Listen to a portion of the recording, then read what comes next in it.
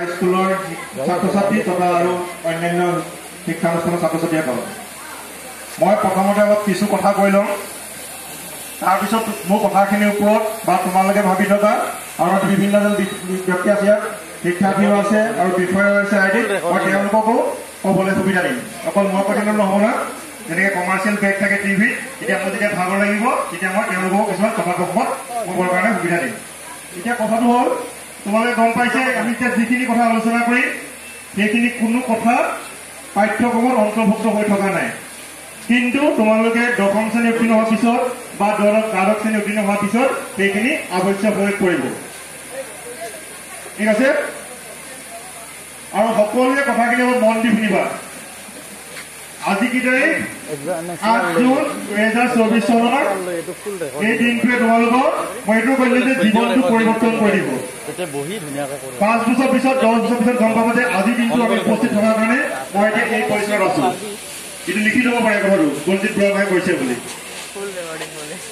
হাতৰ পাঁচোটা আঙুলি সমান নহয় কিন্তু প্ৰত্যেকটো আঙুলিৰ গুৰুত্ব আছে আমাক সমাজত প্ৰত্যেক শ্ৰেণীৰ ব্যক্তি আৱশ্যক আছে যেনেকৈ এজন ডিচি লাগিব সেইটো এল পি স্কুলৰ শিক্ষকো লাগিব কেওটকুচি চেম্পিয়ন ক্লাবৰ নিচিনা জড়িত থকা বিষয়ববীয়াও লাগিব ৰাজনীতি নেতাও লাগিব যুৱ নেতাও লাগিব তাৰমানে আমাৰ সমাজৰ সকলো শ্ৰেণীৰ ব্যক্তি আৱশ্যক আছে অকল ডিচি হ'লে জিলাখন নচলিব তাত এজন চাফাই কৰ্মীও লাগিব তাত এজন হস্পিটেলত ডক্টৰো লাগিব নাৰ্ছো লাগিব ৱাৰ্ড বয় এজনো লাগিব তাৰমানে আমাক সমাজৰ সকলো শ্ৰেণীৰ ব্যক্তিয়ে আৱশ্যক আছে তাৰ আগতে কিন্তু চাব লাগিব বিভিন্ন শ্ৰেণীৰ ব্যক্তিৰ কথা কৈ আছো ন বিভিন্ন শাখাত পঢ়িবৰ কাৰণে মই কলা শাখাত পঢ়িম নে বিজ্ঞান শাখাত পঢ়িম নে বাণিজ্য শাখাত পঢ়িম সেইটো আগতে আমি সিদ্ধান্ত গ্ৰহণ কৰিব লাগিব কোনোবাই বিজ্ঞান বিষয়টো ভাল পায় কোনোবাই গণিত বিষয়টো ভাল পায় কোনোবাই নিজৰ মাতৃভাষা অসমীয়া ভাল পাব পাৰে কোনোবাই ইংৰাজী ভাল পাব পাৰে কোনোবাই হিন্দী ভাল পাব পাৰে প্ৰত্যেকে থাকে এনেকুৱা ভাল লগা বিষয় কৰি ভাল পোৱা কাম থাকে প্ৰত্যেকে আজৰি সময়ত কৰি ভাল পোৱা কাম আছে নাই যিটো হবি বা অভিৰুচি বুলি কওঁ কোনোবাই খেলি ভাল পোৱা কোনোবাই নাচি ভাল পোৱা কোনোবাই গান গাই ভাল পোৱা কোনোবাই কথা পাতিয়ে ভাল পোৱা আড্ডাদি ভাল পোৱা নাই কিছুমান আড্ডাদিটো বেয়া কথা নহয় ভালদৰে কথা ক'ব জানা কথা শুনি থাকিব মন যায় তুমি কথা ক'লে টিভিত যে নিতুমণি শইকীয়া নন্দন প্ৰদীপ শৰ্মা বদলৈ স্নিগ্ধা শিখা চাইমণি ভূঞা ঋতুস্মিন শৰ্মা কি কৰিছে মৃণাল তালুকদাৰ কথাইটো পাতি আছে অকণো ভূঞাটো বেলেগ কি একোতো কোৱা নাই কথা কৈ আছে মানুহকেইজনে মাতি আনিছে বহাই লৈছে তাত এটা কাজিয়া লগাই দিছে নিজে হাঁহি হাঁহি ধেমালি কৰি আছে লাখ টকাৰ ওপৰত দৰমহা পাই আছে গতিকে কথাও যদি ভালকৈ ক'ব পৰা সেইটো এটা উপাৰ্জনৰ পথ হ'ব পাৰে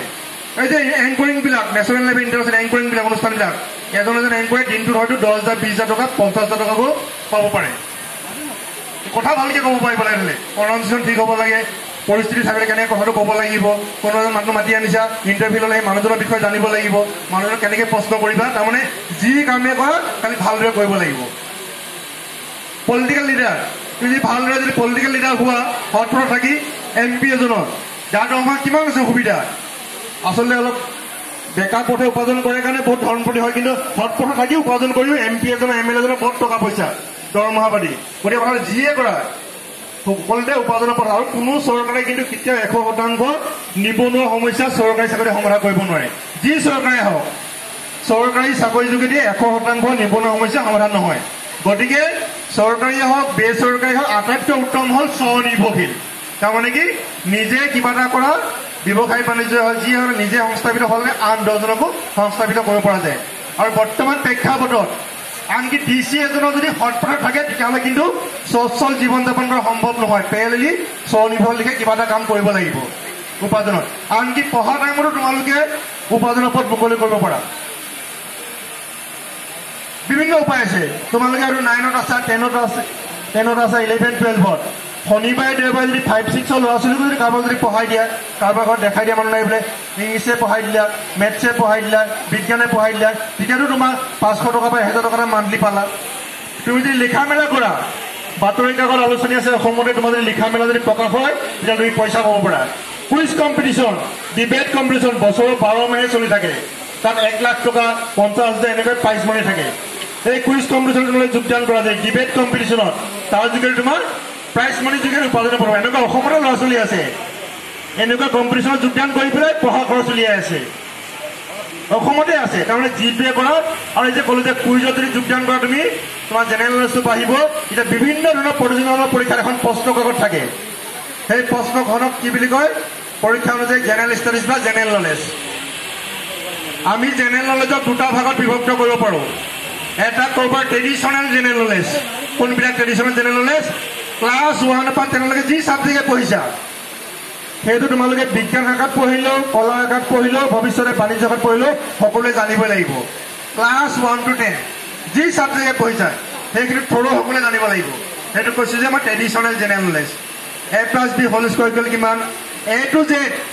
ইংলিছৰ এলফাবেটৰ ওপৰত পৰীক্ষাত প্ৰশ্ন আহে হয়তো ঘৰলৈ আনিলে প্ৰশ্নকাকতখন 24 ঘণ্টা বা 48 ঘণ্টাৰ ভিতৰত উত্তৰ কৰিব পাৰিবা কিন্তু পৰীক্ষাত কম্পিটিটিভ এক্সামবিলাকত হয়তো আধা মিনিট সময় পাবা A+B দুটা এৰি পেলাই পিছত কি হ'ল এইটো হয়তো প্ৰশ্নকাকতখন ঘৰলৈ আনিলে কৰিব পাৰিবা 24 ঘণ্টা 48 ঘণ্টাৰ ভিতৰত কিন্তু প্ৰেক্টিছ কৰিব লাগিব সেইটো কাৰণে হয়তো পৰীক্ষাত সম্ভৱ সময় হয়তো আধা মিনিট সময় পাবা সেইটো কৈছোঁ মই ট্ৰেডিশ্যনেল জেনেৰেল নলেজ আনটো হ'ল কাৰেণ্ট এফেয়াৰ্ছ সাম্প্ৰতিক ঘটনা পাবা আজি ৰাজ্যখনত কি ঘটি আছে ৰাষ্ট্ৰখনত কি ঘটি আছে পৃথিৱীৰ বিভিন্ন প্ৰান্তত কি ঘটি আছে এইটো ক'ৰ পৰা পাবা বাতৰি কাকতৰ পৰা পাবা ৰেডিঅ'ৰ পৰা পাবা টিভি নিউজৰ পৰা পাবা সেইখিনি বস্তু তোমালোকে ডেইলি নোট কৰি যাব লাগিব অকল বাতৰি কাকতৰ ফ্ৰণ্ট পেজত পলিটিকেল নিউজকেইটা নহয় শেষৰ পৃষ্ঠাত সাধাৰণতে খেলৰ সংবাদ থাকে দুটা পৃষ্ঠা খেলৰ ওপৰত অকল লাভলীনা বৰগোহাঁই নামটো জানিলে নহ'ব লাভলীনা বৰগোহাঁই কোনটো কেটেগৰীত কি এৱাৰ্ড পাইছে সেইটো লিখি ৰাখিব লাগিব হিমা দাসৰ অকল নামটো জানিলে নহ'ব ৰীমা দাসে কোনখন চিনেমাৰ কাৰণে ইণ্টাৰনেশ্যনেল কি এৱাৰ্ড পাইছে সেইটো লিখি ৰাখিব লাগিব কালচাৰেল পেজটো ভিতৰৰ পৃষ্ঠাত থাকে বাতৰি কাকতৰ সেইদৰে অংগৰাগ পাপন মহন্তই কোনটো গানৰ কাৰণে ইণ্টাৰনেশ্যনেল কি এৱাৰ্ড পাইছিলে সেইটো লিখি ৰাখিব লাগিব বুজি পাইছা গতিকে সেইটো কাৰণে ডেইলি আমি আপডেট হৈ থাকিব লাগিব সৰ্বভাৰতীয় পৰ্যায়ৰ পৰীক্ষাবিলাক সাধাৰণতে অসমৰ ছাত্ৰ ছাত্ৰী উত্তীৰ্ণ হোৱাটো এইটো কাৰণে নগণ্য এই জেনেৰেল নলেজ প্ৰশ্নকাকতখনত পৰীক্ষাতে উত্তীৰ্ণ নহয় সেইটো কাৰণে কোৱালিফাই নকৰে নেশ্যনেল লেভেলৰ ৰাষ্ট্ৰীয় পৰ্যায়ৰ পৰীক্ষাবিলাকত আৰু সেইটো তোমালোকে যদি এতিয়াৰ পৰা প্ৰেক্টিছ কৰি থাকা পিছত আৰু বেলেগকৈ মই চিভিল ছাৰ্ভিচ এক্সাম দিম কম্বাইণ্ড কম্পিটিটিভ এক্সাম দিম ষ্টাফ ছিলেকশ্যনৰ কম্বাইণ্ড গ্ৰেজুৱেট লেভেল এক্সাম দিম NDA দিম CDA দিম কম্বাইণ্ড ডিফেন্স একাডেমি এইবিলাকৰ কাৰণে বেলেগকৈ প্ৰস্তুতি চলাব নালাগে এতিয়াৰ পৰা যদি যি ক্লাছলৈ আছা সেই যদি পঢ়ি যোৱা পেৰেলেলি যদি এইবিলাক জেনেৰেল নলেজবিলাক গোটাই যোৱা তেতিয়াহ'লে কোনো সমস্যাৰ সৃষ্টি নহয় তাৰোপৰি জেনেৰেল নলেজৰ উপৰিও বাতৰি কাকতখন কি থাকে সম্পাদকীয় পৃষ্ঠাত সাম্প্ৰতিক ঘটনা প্ৰবাহৰ ওপৰত প্ৰবন্ধ থাকে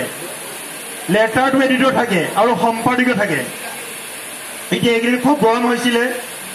গ্ল'বেল ৱাৰ্মিং হৈছে তাৰ বিষয়ে কোনোবাই হয়তো প্ৰবন্ধ লিখিছে সম্পাদকীয় লিখিছে কোনোবা হয়তো টিভিত টক শ্ব' হৈছে ৰেডিঅ' ডিছকাশ্যন হৈছে এইবিলাকৰ বিষয়ে এখন এছে লিখিব আহিব চিভিল ছাৰ্ভিচ এক্সামিনেশ্যনত সেইদৰে combined competitive exam APSC conduct কৰা তাত এছে লিখিব আহিব সেই পইণ্টবিলাক ক'ত পাবা সেই বাতৰি কাকতৰ প্ৰবন্ধবোৰৰ পৰা পাবা লিখিবৰ কাৰণে এছেখন লিখিবৰ কাৰণে টিভি আলোচনা চক্ৰবোৰৰ পৰা পাবা ৰেডিঅ' ডিছকাশ্যনবোৰৰ পৰা পাবা সেইদৰে আলোচনী প্ৰবন্ধবোৰৰ পৰা সেই পইণ্টবিলাক পাবা কিছুমান প্ৰতিযোগিতামূলক পৰীক্ষাত সাধাৰণতে 3টা বা 4টা পৰ্যায়ত হয় প্ৰিলিমিনাৰী পৰীক্ষাবিলাক প্ৰিলিমছ পৰীক্ষাবিলাক মাল্টিপল চইচ হয় মানে শ্বৰ্ট লিষ্ট কৰিবৰ কাৰণে মেইনছ এক্সামবিলাক ডেছক্ৰিপ্টিভ টাইপ হয় ডেছক্ৰিপ্টিভ বৰ্ণনা কৰিব লাগে তাৰপিছত পাৰ্চনেল ইণ্টাৰভিউ বা ছাবজেক্ট মেটাৰ ইণ্টাৰভিউ হয় তাৰপিছত কিছুমানে পাৰ্চনেল ইণ্টাৰভিউ বা ছাবজেক্ট ওপৰত ইণ্টাৰভিউ হোৱাৰ ওপৰত গ্ৰুপ ডিছকাশ্যন হয় গ্ৰুপ ডিছকাশ্যন কি এটা ৰুমত 10জন বা 12জন কেণ্ডিডেট বহিব দিব সেই কাৰেণ্ট টপিকৰ ওপৰত ডিছকাশ্যন কৰিব দিব এই যেনেকৈ ক'লো যে টেম্পাৰেচাৰ বাঢ়ি গৈছে ধুমুহা আহিছে কিবা আহিছে এইটো কাৰণে কি কাৰণে হৈছে গ্ল'বেল ৱাৰ্মিং হৈছে তাক প্ৰতিৰোধ কৰিবৰ কাৰণে কি কৰিব লাগিব সেইটো কাৰণে পইণ্টবিলাক ক'ব সেই বাতৰি কাকতৰ প্ৰবন্ধবোৰৰ পৰা টিভি টক শ্ব'ৰ পৰা ৰেডিঅ' আলোচনা চক্ৰবোৰৰ পৰা মেগাজিনৰ প্ৰবন্ধৰ পৰা গতিকে সেইবিলাক তোমালোকে নোট কৰি থাকিব লাগিব অকল পাঠ্যক্ৰমৰ কিতাপৰ বস্তুখিনি পঢ়ি থাকিলে নহ'ব তাৰ বাহিৰেও চৌপাশৰ পৰিৱেশৰ লগত এডজাষ্ট হ'ব লাগিব তাৰপিছত তোমালোকৰ পঢ়া শুনা কৰি থাকিলেতো নহ'ব ফিজিকেলি ফিট থাকিব লাগিব তোমাৰ যদি স্বাস্থ্য ভালে নাথাকে তুমি পঢ়া শুনা কেনেকৈ কৰিবা পৰীক্ষা কেনেকৈ লিখিবা গতিকে স্বাস্থ্য মেইন মানে স্বাস্থ্যই পৰম সম্পদ হেল্থ ইজ ৱেল স্বাস্থ্য ঠিকে থাকিলে বাকী কামবিলাক কৰিব পাৰিবা গতিকে সময়ত খোৱা সেইটো আমি সকলোৱে কৰিব লাগিব ফিজিকেলি ফিট থাকিবৰ কাৰণে তোমাৰ খেলা ধূলা যেনেকৈ এতিয়া ক্লাবৰ যোগেদি ফুটবল ভলীবল তোমালোকে যি দৌৰা যি যাৰ যেনেকৈ সুবিধা হয় কোনোবাই ব্যায়াম কৰা যাৰ যেনেকৈ যিটো সুবিধা হয় ফিজিকেল এক্সাৰচাইজটো কৰিব লাগিব কোনোবাই ঘৰৰ কাম বন যোগেদি ফিজিকেল এক্সাৰচাইজ হ'ব পাৰে ঘৰখনকো সহায় কৰিব পাৰে এনেকুৱা নহয় যে মই পঢ়া শুনা কৰি আছোঁ মই ঘৰত সহায় নকৰোঁ ঘৰখনকো ছাপোৰ্ট কৰিব লাগিব কিছুমান কামৰ ক্ষেত্ৰত ফিজিকেলি মেণ্টেলি ফিট হোৱাৰ উপৰিও বৌদ্ধিকভাৱে বিকশিত হ'ব লাগিব ইণ্টেলেকচুৱেলি গ্ৰ'থ হ'ব লাগিব এখন ভাল লগা চিনেমাও চাব লাগিব, সময় সুবিধা হ'লে নাটক এখনো চাব লাগিব, ভাল এখন গল্প কিতাপো পঢ়িব লাগিব, নভেল এখনো পঢ়িবলৈ। তাৰমানে আমাৰ যিমান যেনেকৈ সুবিধা আমি ইণ্টেলেকচুৱেলি গ্ৰ'থ হ'ব লাগিব। অকল তুমি কিতাপত ডুব গৈ থাকিলে নহ'ব, স্বাস্থ্য ঠিকে থাকিলে নহ'ব, তোমাৰ ইণ্টেলেকচুৱেলি তুমি গ্ৰ'থ হ'ব লাগিব। তেতিয়াহে তুমি ভৱিষ্যতে জীৱন পথত আগুৱাই যোৱাত সহায় হ'ব। এতিয়া যিসকলে 10ত বা 9ত আছা, কেনেকৈ শাখা বা বিষয় নিৰ্বাচন কৰিবা। এতিয়া নেশ্যনেল এডুকেশ্যন পলিচি বা নিউ এডুকেশ্যন পলিচি মতে বিজ্ঞান শাখা, কলা শাখা বা এনেকৈ বাণিজ্য শাখা নাথাকিব। এতিয়া বিষয় ভিত্তিক হ'ব। তোমাৰ বিজ্ঞান বিষয় লৈছা, তুমি বিজ্ঞান বিষয় ল'লেও তুমি কলা বিষয়ৰ ছাবজেক্ট চিলেক্ট কৰিব পাৰিবা। এতিয়া সাধাৰণতে দেখা যায় যে 10ম শ্ৰেণীত যদি ভালদৰে নম্বৰ উত্তীৰ্ণ হৈছে, তেতিয়াহ'লে শিক্ষাৰ্থীগৰাকীয়ে নিজে নহ'লে অভিভাৱক বা শিক্ষাগুৰুৱে কয় যে তুমি ভাল নম্বৰ লৈ উত্তীৰ্ণ হৈছে, তুমি বিজ্ঞান শাখাত নামভৰ্তি কৰা। যদি কোনোবাই কম নম্বৰ লৈ উত্তীৰ্ণ হৈছে, তেতিয়া কয় যে তুমি কলা শাখা বা বাণিজ্য শাখাত নামভৰ্তি কৰা। সেইটো আচলতে ভুল ধাৰণা। ভাল নম্বৰ পোৱাৰ কাৰণে যে বিজ্ঞান শাখাত পঢ়িব, কম নম্বৰ পোৱাৰ কাৰণে যে কলা শাখা বা বাণিজ্য শাখাত পঢ়িব, তেনেকুৱা কথা নহয়। তাৰ আগতে শিক্ষাৰ্থীসকলে চাব লাগিব যে 8ম, 9ম, 10ম শ্ৰেণীত কোনবিলাক বিষয় ভালদৰে খৰচি মাৰি বুজি পাইছিলে, কোনো ফুকুজা লগা নাছিলে, কোনো সমস্যাৰ সৃষ্টি হোৱা নাছিলে। সি বিজ্ঞান বিষয় হ'ব পাৰে, সি গণিত বিষয় হ'ব পাৰে, সি ইংৰাজীও হ'ব পাৰে, সি মাতৃভাষা, নিজৰ মাতৃভাষাও হ'ব পাৰে। সেইটোৰ ওপৰত ভিত্তি কৰিহে বিষয় বা শাখাবিলাক নিৰ্বাচন কৰিব লাগিব। তাৰোপৰি মই যিটো ক'লো যে আজৰি সময়ত কৰি ভাল পোৱা কাম, সেইটোও চাব লাগিব। আৰু প্ৰত্যেক ব্যক্তিয়ে কিছুমান চাৰিত্ৰিক বৈশিষ্ট্য বা ব্যক্তিত্ব থাকে। কোনোবা ইন্ট্ৰভাৰ্ট, অন্তৰ্মুখী, তাৰমানে কি নিজক লৈ ব্যস্ত থাকি ভাল পায়, বেলেগৰ লগত মিলা মিছা কৰি ইমান ভাল নাপায়। কোনোবা হয়তো এক্সট্ৰভাৰ্ট, বেলেগৰ লগত মিলা মিছা কৰি মেলি ভাল পায়। কোনোবা হয়তো ছচিয়েল, সামাজিক, এইটা যে অনুষ্ঠানটো আয়োজন কৰিছে, নিজে চকীখন আনি দিলে, মানুহখিনি মাতি আনিলে, ছচিয়েল। কোনোবা এণ্টাৰপ্ৰাইজিং, উদ্যমী মন, কোনোবা আৰ্টিষ্টিক মাইণ্ড, শৈল্পিক মনত, ঘৰখনে সজাই মেলি ভাল পায়, ফুলনি পাতি ভাল পায়, কাটিং ডিএলএমৰ কিবা ডিজাইন কৰি ভাল পায়। কোনোবা হয়তো ৰিয়েলিষ্টিক, বাস্তৱধৰ্মীয়ে হ'ব, যি ধৰণৰ কামেই হওক কৰিবৰ কাৰণে সাজু আছে। কোনোবা কনভেনশ্যনেল, হ'বই হওক, যি আছে চলি যাব, দেখা যাব সময়ত, এনেকুৱা ধৰণৰ। গতিকে তোমাৰ ভাল লগা বিষয়, তোমাৰ কেনেধৰণৰ ব্যক্তিত্ব বা কেনে চাৰিত্ৰিক বৈশিষ্ট্য, তোমাৰ আৰু হবিটো, সমন্বয় ঘটায়। বিজ্ঞান শাখাটো হ'ব পাৰে, কলা শাখাটো হ'ব পাৰে, বাণিজ্য শাখাটো হ'ব পাৰে। প্ৰত্যেকতে এনেকুৱা ধৰণৰ বিষয় জড়িত হৈ আছে। গতিকে বিজ্ঞান শাখাটো এনেকুৱা ধৰণৰ বিষয় আছে, তুমি বোলে ইন্ট্ৰভাৰ্ট, তুমি বেলেগৰ মিলা মিছা কৰি ভাল নোপোৱা, কিয় তুমি বিজ্ঞান শাখাটো কম্পিউটাৰ চাইন্স ইঞ্জিনিয়াৰিং পঢ়িলা, তুমি বেলেগৰ মিলা মিছা কৰিব দৰকাৰ নাই। তুমি ডক্টৰ পঢ়িলা, ৰেডিঅ'লজিষ্ট, কোনো পেচেণ্টৰ লগত কাৰোবাৰ নাই, তুমি অকল ৰিপৰ্টত চিগনেচাৰ কৰিবা। তুমি যদি ইন্ট্ৰভাৰ্ট হয়, বুজি পাইছানে? তুমি এক্সট্ৰভাৰ্ট নহ'লে বেলেগ পেচেণ্ট চাবৰ কাৰণে তুমি মেডিচিনত পঢ়িলে তুমিতো পেচেণ্টৰ লগত কথা পাতিব লাগিব। গতিকে মই কৈছো যে প্ৰতিটো শাখা, প্ৰতিটো বিষয়তে তোমাৰ সেই ব্যক্তিত্বৰ লগত সম্বন্ধ থকা বিষয়ো আছে, ভৱিষ্যতে সেই কামত জড়িত হ'ব পাৰিব। গতিকে তাৰ কাৰণে কিন্তু এটা আগতীয়াকৈ এটা সম্যক ধাৰণা লাভ কৰিব লাগিব। মই বিজ্ঞান শাখাত পঢ়িছো, কলা শাখাত পঢ়িছো, বাণিজ্য শাখাত পঢ়িছো, কি কি আছে বিষয়, আৰু এই বিষয়বিলাকৰ কাৰণে মই কেনেদৰে আগুৱাই যাব লাগিব, তাৰ কাৰণে আগতীয়াকৈ এটা আভাস এটা পাব লাগিব। আৰু বিকল্প পথ ৰাখিব লাগিব। Option number 1, option number 2, option number 3। এনেকুৱা নহয় যে মই এটাতে ধৰি থাকিম, এইটো হ'লে মই পৃথিৱীত থাকিম, এইটো নহ'লে পৃথিৱীৰ পৰা গুচি যাম, এনেকুৱা নহয়। তুমি ভাবি থকা মতে, সেইটো বিচাৰি থকা মতে সেইটো পালে তাতো কিছুমান সুবিধা অসুবিধা থাকিব। কোনোবাই ভাবিছে যে মই এজন DC হ'ম, DC হৈ গ'ল, এনেকুৱা এটা জেগাত পষ্টিং হ'ল, এনি টাইম গণ্ডগোলে হৈ থাকে। এতিয়া ভাবিছে মই কিয় DC হৈছো। কোনোবাই ভাবিছিলে যে মই ডক্টৰ হ'ম, কিন্তু তাৰ আগতে DCয়ে হোৱা, ডক্টৰে হোৱা, টিচাৰে হোৱা, সেই বৃত্তিটোৰ লগত কেনেকুৱা ধৰণৰ কাম কৰিব লাগিব, কেনেকুৱা ধৰণৰ গুণ থাকিব লাগিব, সেইটো নিজৰ আছে নাই সেইটো চাই ল'ব লাগিব। এতিয়া ডক্টৰ এজনৰ কাৰণে দিন ৰাতি কোনো কথা নাই,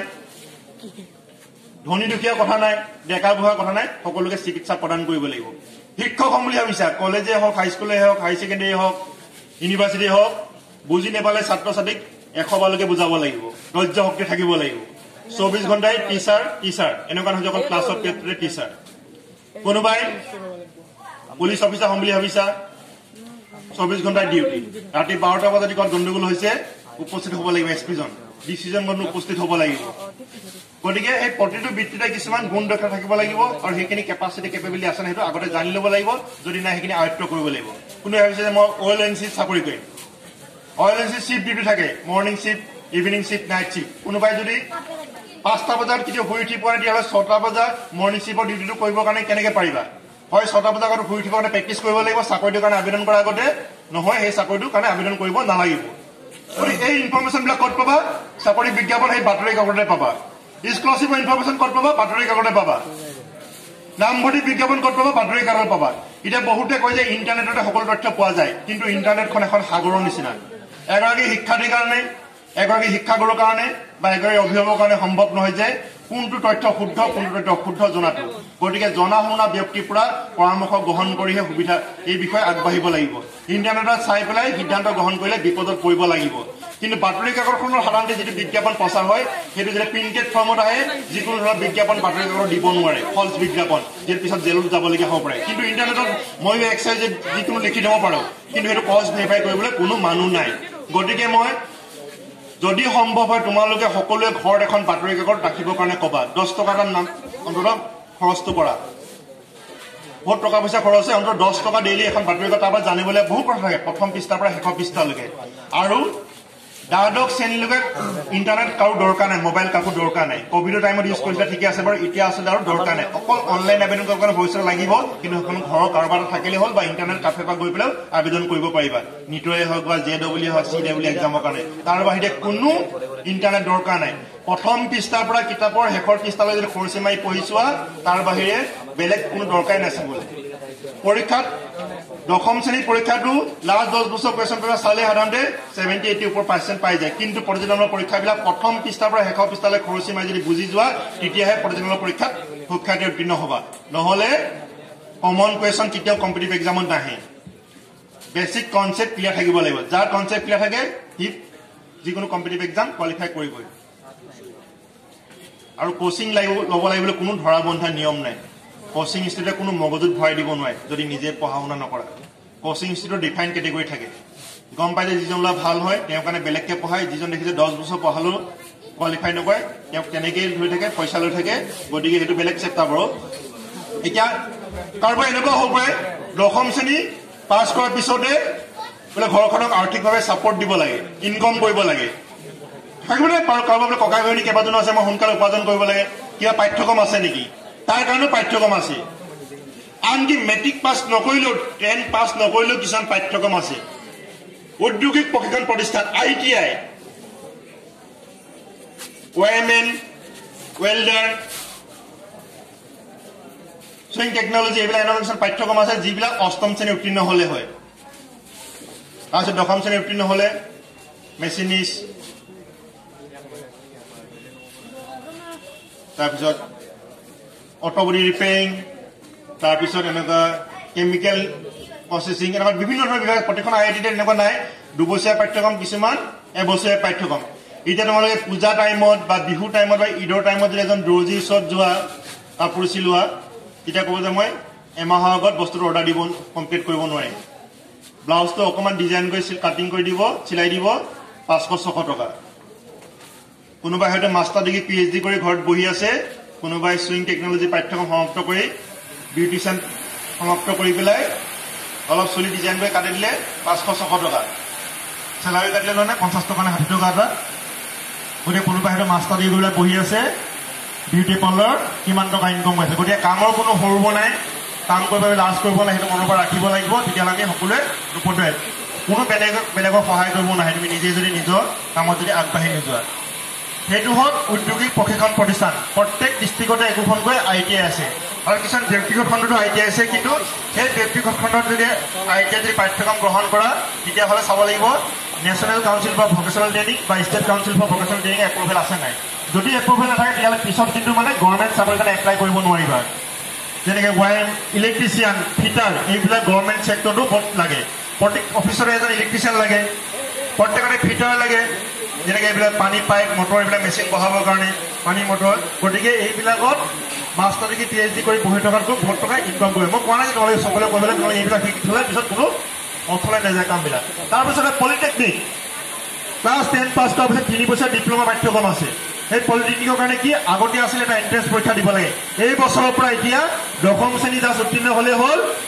ছায়েন্স আৰু মেথছত জেনেৰেল কেটেগৰীৰ কাৰণে 40% আৰু OBC কাৰণে 40% পালে হ'ল SC কাৰণে 35 পালে হ'ল মেথছ আৰু ছায়েন্সত আৰু ST কাৰণে 33% পালে মিনিমাম মাৰ্কছটো ওপৰত নম্বৰৰ ওপৰত ভিত্তি কৰি পেলাই পলিটেকনিকত mechanical, electrical, civil, computer science, textile technology, textile design এনেকুৱা ধৰণৰ পাঠ্যক্ৰমত নামভৰ্তি কৰে 3 বছৰীয়া ডিপ্ল'মা পাঠ্যক্ৰম। আনকি পলিটেকনিকত ডিপ্ল'মা পাঠ্যক্ৰম সমাপ্ত কৰাৰ পিছত আকৌ ইচ্ছা কৰিলে ইঞ্জিনিয়াৰিঙত ডিগ্ৰী পাঠ্যক্ৰমত নামভৰ্তি কৰিব পৰা যায়। সেইটো লেটাৰেল এণ্ট্ৰি বুলি কয়। লেটাৰেল এণ্ট্ৰি যোগেদি ছেকেণ্ড ইয়াৰত নামভৰ্তি কৰিব পৰা যায়। তাৰপিছত কিছুমান চিলেক্টেড হায়াৰ ছেকেণ্ডেৰী আকৌ ভকেচনেল কোৰ্চ কিছুমানো আছে, কম্পিউটাৰ ৰিলেটেড, ইঞ্জিনিয়াৰিং ৰিলেটেড, তেনেকুৱা এগ্ৰিকালচাৰ ফিল্ডৰ ৰিলেটেড কিছুমান চিলেক্টেড হায়াৰ ছেকেণ্ডেৰীত 2 বছৰীয়া ভকেচনেল কোৰ্চ কিছুমানো আছে। সেই ভকেচনেল কোৰ্চবিলাক উদ্দেশ্য হ'ল যে সেইবিলাক সমাপ্ত কৰাৰ পিছত নিজে যাতে স্বনিৰ্ভৰশীল বা চাকৰিৰ কাৰণে আগবাঢ়ি যাব পাৰে, কম্পিউটাৰ বেছেই হওক বা এগ্ৰিকালচাৰ বেছেই হওক বা ইঞ্জিনিয়াৰিং বেকগ্ৰাউণ্ড হওক। সেইখিনি হ'ল ITI, পলিটেকনিক আৰু কৈছে যে ভকেচনেল কোৰ্চ 2 বছৰীয়া চিলেক্টেড হায়াৰ ছেকেণ্ডেৰী আছে। সেইটো হ'ল ইমিডিয়েটলি কাৰোবাৰ সোনকালে উপাৰ্জন কৰিবলৈ তেওঁলোকৰ কাৰণে। তাৰপিছত আহিছে এতিয়া তোমাৰ ভাল লগা বিষয়, তোমাৰ হবি আৰু তোমাৰ ব্যক্তিত্ব বা চাৰিত্ৰিক বৈশিষ্ট্যৰ সমন্বয় ঘটাই দিয়ে তুমি বিজ্ঞান বিষয় বা কলা বিষয় বা বাণিজ্য বিষয় নিৰ্বাচন কৰিলা। প্ৰতিটো শাখাতে মই বাৰে বাৰে কৈ আছো নিজৰ যোগ্যতা প্ৰতিপন্ন কৰিব পাৰিলে কৰ্মসংস্থাপনৰ সুবিধা আছে। আৰু মই বাৰে বাৰে কৈ আছো কৰ্মসংস্থাপন মানে অকল চৰকাৰী চাকৰি নহয়। আজিকালি আগতে এনেকুৱা আছিলে চৰকাৰী চাকৰি পাই গ'লা গোটেই লাইফ লং হৈ গ'ল। আজিকালি চৰকাৰী চাকৰিটো প্ৰতি বছৰে ইয়েৰলি এছেছমেণ্ট হয়। তুমি যদি কাম ভালদৰে কৰিছা তোমাৰ চাকৰিটো টিকি থাকিব, কাম যদি ভালদৰে কৰা নাই তুমি কামৰ পৰা আউট। আৰু এতিয়া আজিকালি চৰকাৰী চাকৰিটো পেঞ্চন চিষ্টেম নাই। গতিকে তুমি কামৰ যোগ্যতা প্ৰতিপন্ন কৰিব পাৰিবলৈ তেতিয়া তুমি আগুৱাই যাব পাৰিবা। তুমি এইখিনি কথা যদি আগতীয়াকৈ জানিলা তেতিয়াহ'লে তুমি সেইমতে প্ৰিপেৰেশ্যন কৰিবলৈ সুবিধা হ'ব। আৰু এতিয়া মই এইখিনি যিখিনি কথা কম বা কৈ আছো এনেকুৱা নহয় যে মই কোৱা কথাখিনি তোমালোকে মানিব লাগিব বা শুনিব লাগিব। মই ৰাস্তাটোৰ কথাই কৈছো। এতিয়া উদাহৰণস্বৰূপে কোনোবাই গুৱাহাটীৰ পৰা দিল্লীলৈ যাব বিচাৰিছে, কোনোবাই ট্ৰেইনেৰে যাব পাৰে, কোনোবাই বাছেৰে যাব পাৰে, কোনোবাই এৰোপ্লেনেৰে যাব পাৰে, কোনোবাই নিজে গাড়ী লৈ যাব পাৰে, কোনোবাই বাইক লৈ যাব পাৰে। উদ্দেশ্যটো যে দিল্লীলৈ যাব লাগে। এনেকুৱা ধৰণৰ অনুষ্ঠানৰ উদ্দেশ্যটো হ'ল যে ছাত্ৰ ছাত্ৰীসকলক জীৱন পথত আগুৱাই যাবৰ কাৰণে ৰাস্তাটো দেখাই দিব লাগে। এতিয়া তুমি ট্ৰেইনেৰে যাবা নে, বাছেৰে যাবা নে, এৰোপ্লেনেৰে যাবা নে, বাইকেৰে যাবা নে, কেনেকুৱা ৰাস্তা লৈ পেলাই ক'ৰবাত ট্ৰেফিক জাম আছে ৰাস্তাটো চেঞ্জ কৰিব লাগিব। বুজি পাইছে? সেইটো এতিয়া তোমালোকে ল'ব লাগিব। এতিয়া বিজ্ঞান শাখাত আহিছো। মই কৈছো নম্বৰ ওপৰত ভিত্তি কৰি নহয়, তুমি বুজি পোৱা বিষয়ৰ ওপৰত ভিত্তি কৰি তুমি শাখাটো নিৰ্বাচন কৰিব লাগিব, বিষয়টো নিৰ্বাচন কৰিব লাগিব। তোমাৰ বন্ধুৱে কৰিছে, ঘৰৰ পৰা কৰিছে, পৰিয়ালৰ লোকে কৰিছে, সেইমতে নহয়। আৰু শিক্ষানুষ্ঠানৰ ওপৰত ভিত্তি কৰি নহয়। শিক্ষানুষ্ঠানখনে তোমাৰ ভৱিষ্যতে জীৱন পথত আগুৱাই যোৱাত সহায় নকৰে। সহায় কৰিব তোমাৰ যিটো বিষয় ভাল লাগিছে সেইটো বিষয় পঢ়িলেহে তোমাক আগুৱাই যোৱাত সহায় কৰিব। সেই স্কুলখন ভাল, বিল্ডিংটো ভাল, গতিকে ইয়াতে পঢ়ো, মোৰ ফ্ৰেণ্ডে পঢ়িছে, আজি একেলগে পঢ়ি আছা 5 গৰাকী বা এখন বেঞ্চত 6 গৰাকী। ভৱিষ্যতে হয়তো কেতিয়াও লগ নাপাবও পৰা। গতিকে তোমাৰ ফ্ৰেণ্ডৰ মতে তুমি পঢ়িলে নহ'ব। তোমাৰ যিটো ভাল লাগে, তোমাৰ যিটো ৰাপ আছে সেইটোতে তুমি পঢ়িলেহে তুমি জীৱন পথত আগুৱাই যাব পাৰিবা। যিহেতু বছৰ পিছত বছৰ সেই একেটা কামকে কৰি থাকিব লাগিব। গতিকে সেইখিনি কথা আগতীয়াকৈ চাব লাগিব। এতিয়া কোনোবাই যদি বিজ্ঞান শাখাত নামভৰ্তি কৰিছে বা কৰে তেতিয়া সকলোৱে ক'ত কিহত নামভৰ্তি কৰিছে? ছায়েন্সত। Medical engineering. তাৰমানে বিজ্ঞান শাখাত নামভৰ্তি কৰিছে মানে MBBS আৰু BE বা BTech কোৰ্চ। ছায়েন্সত পঢ়া মানে অকল MBBS আৰু BTech কোৰ্চ নহয়। চিকিৎসা বিজ্ঞানতো বহুত পাঠ্যক্ৰম আছে। MBBS BDS, ayurvedic, homeopathic, NNM, GNM, BSc nursing, pharmacy, degree, diploma, paramedical courses, laboratory technician, physiotherapy, optometry, এনেকুৱা পেৰামেডিকেলত 10-15টামান বিভাগ আছে। তাৰপিছত পৰোক্ষভাৱে জড়িত হস্পিটেল মেনেজমেণ্ট। হস্পিটেল এখন চলাবৰ কাৰণে মেডিকেল পজিশ্যন লাগিব ন, অকল ডক্টৰ নাৰ্ছ থাকিলে নহ'ব। তাৰপিছত আকৌ মেডিকেল ৰিপ্ৰেজেণ্টেটিভ, এই যে মেডিচিনবিলাক কোম্পানীবিলাকে প্ৰডাক্ট উলিয়াই ডক্টৰবিলাক ক'বৰ কাৰণে মেডিকেল ৰিপ্ৰেজেণ্টেটিভ থাকে, ইনফৰ্ম কৰিবৰ কাৰণে। এইটো নতুন মেডিচিন ওলাইছে, ডক্টৰবিলাক ইনফৰ্ম কৰেহি। গতিকে চিকিৎসা বিজ্ঞানৰ লগত জড়িত প্ৰায় 20-25টামান প্ৰত্যক্ষ বা পৰোক্ষভাৱে জড়িত পাঠ্যক্ৰম আছে। তাৰপিছত এতিয়া ইঞ্জিনিয়াৰিঙৰ গভৰ্ণমেণ্ট আটাইতকৈ ইণ্ডিয়াৰ টপ মোষ্ট ইঞ্জিনিয়াৰিং কলেজবিলাক হ'ল IIT। IITৰ কাৰণে এটা এন্ট্ৰেন্স পৰীক্ষা হয়। মেডিকেলৰ কাৰণে নীট এক্সাম, কমন এক্সাম, নাৰ্ছিঙৰ কাৰণে BSc নাৰ্ছিঙৰ কাৰণে এন্ট্ৰেন্স পৰীক্ষা হয়, আৰু পেৰামেডিকেল কোৰ্চৰ কাৰণে সাধাৰণতে নম্বৰ ওপৰত ভিত্তি কৰি পেলাই হয়। আৰু ইঞ্জিনিয়াৰিঙৰ IITৰ কাৰণে JEE মেইনছ কোৱালিফাই কৰাৰ পিছত এডভান্স কোৱালিফাই কৰিব লাগিব। তাৰ তলৰ ৰেংকিং ইঞ্জিনিয়াৰিং কলেজবিলাক হ'ল NIT, NIT কাৰণে JEE মেইনছ কোৱালিফাই কৰিব লাগিব অসম চৰকাৰৰ অধীনৰ ইঞ্জিনিয়াৰিং কলেজবিলাকৰ কাৰণে Assam science and technology university conduct কৰা CEE এক্সাম কোৱালিফাই কৰিব লাগিব এতিয়া মই আসাম ডন বস্কো ইউনিভাৰ্চিটি এইখিনিতে মোৰ পৰিচয় দিল কেৰিয়াৰ কাউন্সিলৰ বুলি কৈছে এইটো এটা আচলতে মোৰ মেইন ডিউটি নহয় এইটো এটা এডিশ্যনেল ডিউটিহে এইখিনিতে অলপ মোৰ বিষয়টো জনাই লৈছোঁ তোমালোকক মই কোন হয় কিয় এইটো কামৰ লগত জড়িত হ'লো মোৰ নামটো গম পাইছা নিশ্চয় বুলজিৎ বুঢ়াগোহাঁই কোনোবা যদি পেপাৰ পত্ৰ পঢ়া মেগাজিন যদি পঢ়া নামটো পাব পৰা কোনোবা যদি টিভি যদি চোৱা দেখা পাব পৰা ৰেডিঅ' যদি শুনা হয়তো নামটো শুনিব পৰা আৰু কোনোবাই যদি ছ'চিয়েল মিডিয়া যদি ব্যৱহাৰ কৰে ছ'চিয়েল মিডিয়া ইউজ কৰা নে কোনোবাই হাত দবাচোন কোনোবাই ছ'চিয়েল মিডিয়া ইউজ কৰা নে একো লাজ কৰিব নালাগে ইউজ কৰা মই কম কিয় কৰিব লাগে নে কেনেকৈ লাগে ইউজ কৰা নে শুনিছা নে ছ'চিয়েল মিডিয়া ইণ্টাৰনেট ইউজ কৰা কোনোবাই গুগল চাৰ্চ কৰা কোনো নকৰা কভিডৰ টাইমত তোমালোকে কৰিছিলা লাজ কৰিব লাগে কম কি সুবিধা অসুবিধা আছে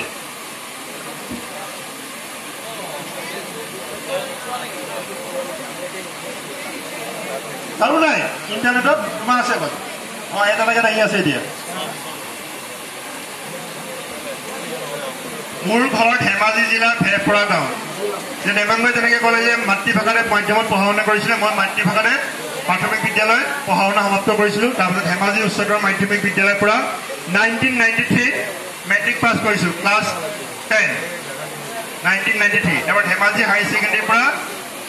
ধেমাজি কলেজৰ পৰা মই হায়াৰ ছেকেণ্ডেৰী পাছ কৰিছোঁ ছায়েন্সত যোৰহাট ইঞ্জিনিয়াৰিং কলেজৰ পৰা মই BE মেকানিকেল ইঞ্জিনিয়াৰিঙত পাছ কৰিছোঁ তেজপুৰ ইউনিভাৰ্চিটি অসমৰ দুখন চেণ্ট্ৰেল ইউনিভাৰ্চিটি আছে Tezpur university and Assam university Silchar Tezpur ইউনিভাৰ্চিটিৰ পৰা মই MTech কৰিছোঁ আৰু IIT গুৱাহাটীৰ পৰা মই PhD কৰিছোঁ তাৰপিছত PhD কৰাৰ পিছত মই আচলতে প্ৰথমতে Girijananda Chowdhury institute of management and টেকনলজিত মই এজ এ এছিষ্টেণ্ট প্ৰফেচৰ যোগদান কৰিছিলোঁ 2012 চনৰ পৰা 18 চনলৈকে তাৰপিছত 18 চনৰ আগষ্ট মাহৰ পৰা 2020 চনৰ মাৰ্চ মাহলৈকে মই Girijananda Chowdhury institute of management and Technology তেজপুৰৰ প্ৰিন্সিপাল ইনচাৰ্জ দায়িত্বত আছিলোঁ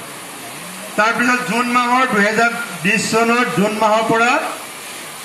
নৱেম্বৰ মাহলৈকে মই gateway institute of hotel management principal দায়িত্বত আছিলোঁ আৰু বৰ্তমান 2020 চনৰ 1 আগষ্টৰ পৰা আসাম ডন বস্কো ইউনিভাৰ্চিটিত মেকানিকেল ইঞ্জিনিয়াৰিং বিভাগত কৰ্মৰত হৈ আছোঁ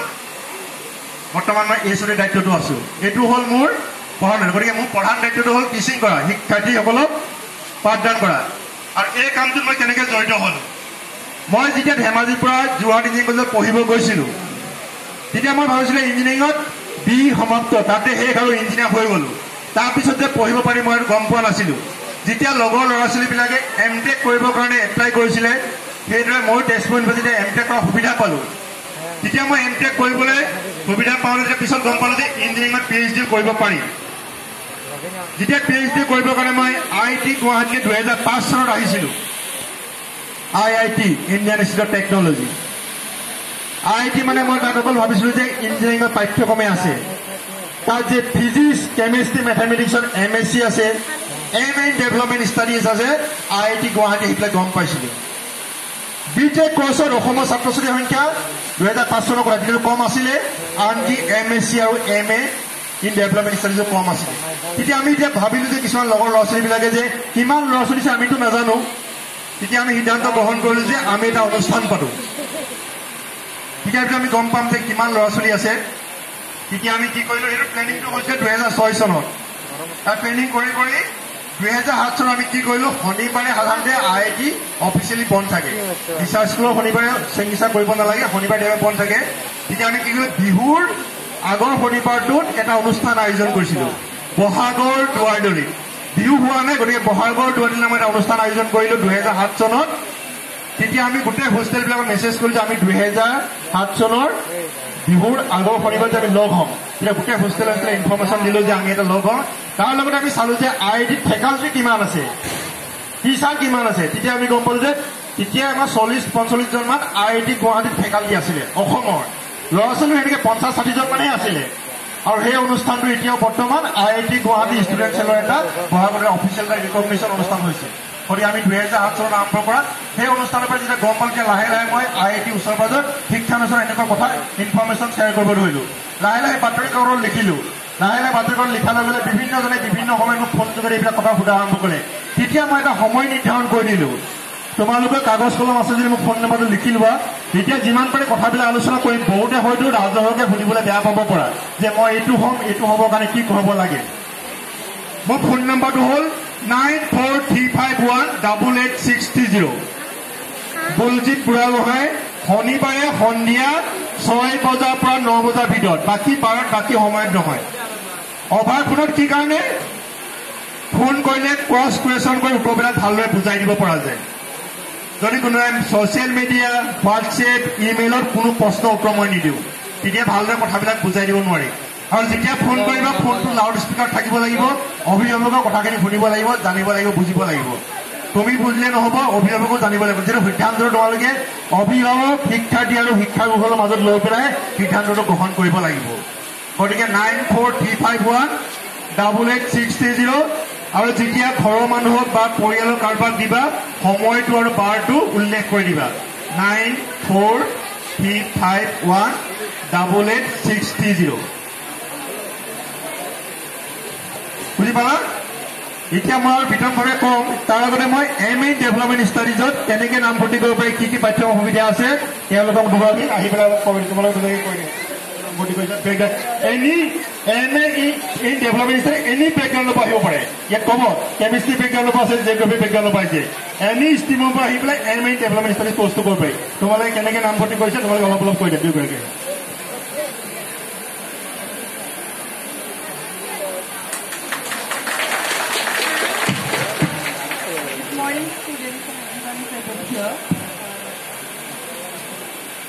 Development Studies student at IIT Guwahati.